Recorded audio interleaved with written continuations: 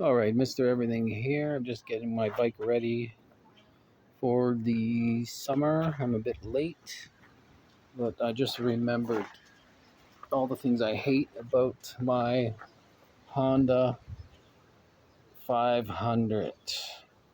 What I hate is technically I can't really change the spark plugs myself.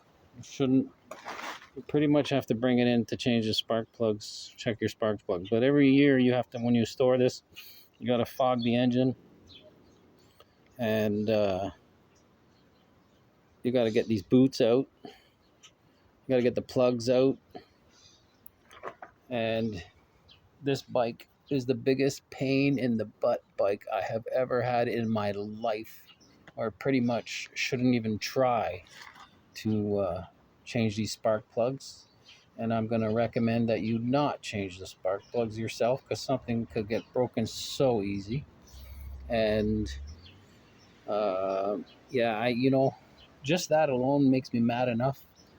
You think you could just pull the gas tank off, and there's two hoses on there, uh, two vacuum hoses, or an overflow and another hose, that they are so tight and so hard to get back on. And it's absolutely ridiculous. So not only, if you're lucky enough, like this is not, I am not suggesting to do this at all. Just telling you what I do, but I get so mad when I get this bike ready for winter every year, and every summer when I get it ready, I get so mad because of these little things. And the battery, oh my gosh, the battery is in there so tight. Like after a few years of getting your bike ready for winter and pulling it out, there's going to be broken wires. They're not going to hold up. There's going to be broken vacuum hoses. There's going to be broken spark plug boots. The only way to really get everything on this bike is pretty much take everything apart. So you pretty much have to bring it into the dealer to do this stuff. Don't, it's best not to try to do it yourself. Not only is this bike, I'm 5'8", and this bike is too low for me, Like, really, as much as I love the ride and the bike, it's nice to have total flat feet on the ground when you're at lights and stuff. But I tell you, man, it's not very comfortable for going very far. And I am considering having, now this is a 2022 Honda 500. I'm just considering having a video where I smash it up with the sledgehammer. Like, I might feel better, I really might. And then I'll buy a Yamaha, or because my last Yamaha, every Yamaha I ever had was easy to do your own oil changes, to do your own spark plug changes, to pull off the gas tank. Like, yeah, this thing I do not recommend this at all unless you're going to have it pampered by the dealer, because this is one hell of a nightmare bike to do anything. Now look at this. I have to literally drop in the spark plug socket, right? I have to drop it in, and then look at that. Now I got to fish that out.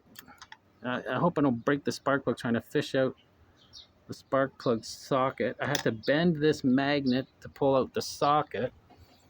All right, I had to grind.